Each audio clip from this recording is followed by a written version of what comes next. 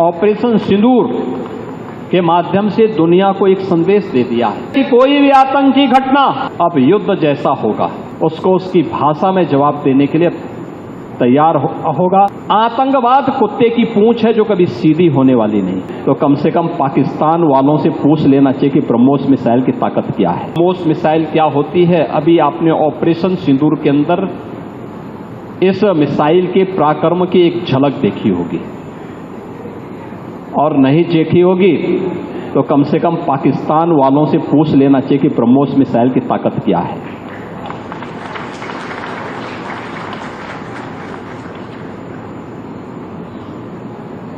आतंकवाद के प्रति प्रधानमंत्री जी ने घोषणा की है कि कोई भी आतंकी घटना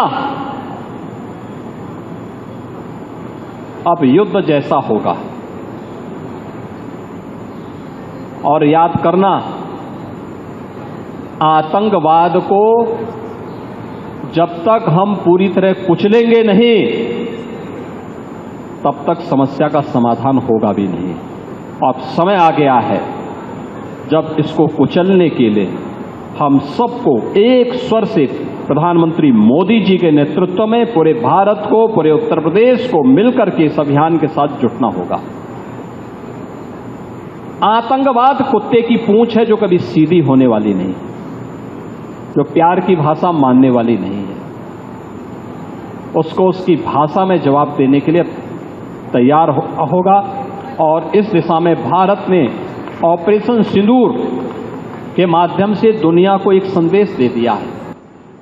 लखनऊ में भी आपने देखा होगा कि ब्रह्मोस को जैसे ही 200 एकड़ लैंड दी गई तो अब पीटीसी भी यहां पर आया है। पीटीसी के कार्यों को आपने देखा होगा कि न केवल ब्रह्मोस के लिए बल्कि एरोस्पेस से जुड़े हुए उन सभी कार्यों के लिए उनके द्वारा एक एंकर यूनिट के रूप में यहां पर उत्पादन कार्य अपना प्रारंभ भी किया गया है।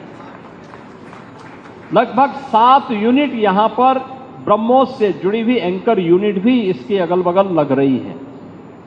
ये चीजें दिखाती हैं कि जो कभी 2013-14 में भारत के अंदर भारत का जो निर्यात था रक्षा उत्पादन के क्षेत्र में, आज हम उससे कई गुना ज्यादा, यानी कई 100 गुना ज्यादा रक्षा उत्पादन निर्यात भी कर रहे हैं। और आत्मनिर्भरता के साथ साथ दुनिया के तमाम अपने मित्र देशों को इसको निर्यात करके उनकी सुरक्षा की आवश्यकताओं की पूर्ति करने का काम भी कर रहे हैं।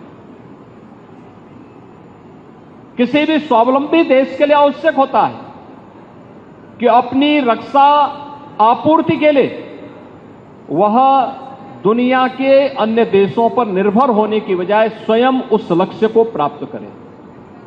आज पूरी दुनिया के अंदर आप देख रहे होंगे युद्ध अलग अलग क्षेत्रों में हो रहे हैं, अलग अलग क्षेत्रों में हो रहे हैं। उन क्षेत्रों में अगर आप देखेंगे कि अगर जिन देशों के पास अपनी स्वयं की रक्षा उत्पादन की क्षमता नहीं है, वे देश इस प्रवर्तमान अभियान के एक अलग थलग पड़े हुए दिखाई देते हैं। लेकिन जिनके पास अपनी आत्मनिर्भरता है रक्षा उत्पादन के क्षेत्र में, वे दुनिया के अंदर पूरी धमक के साथ आगे बढ़कर के अपने कार्य को आगे बढ़ा रहे हैं।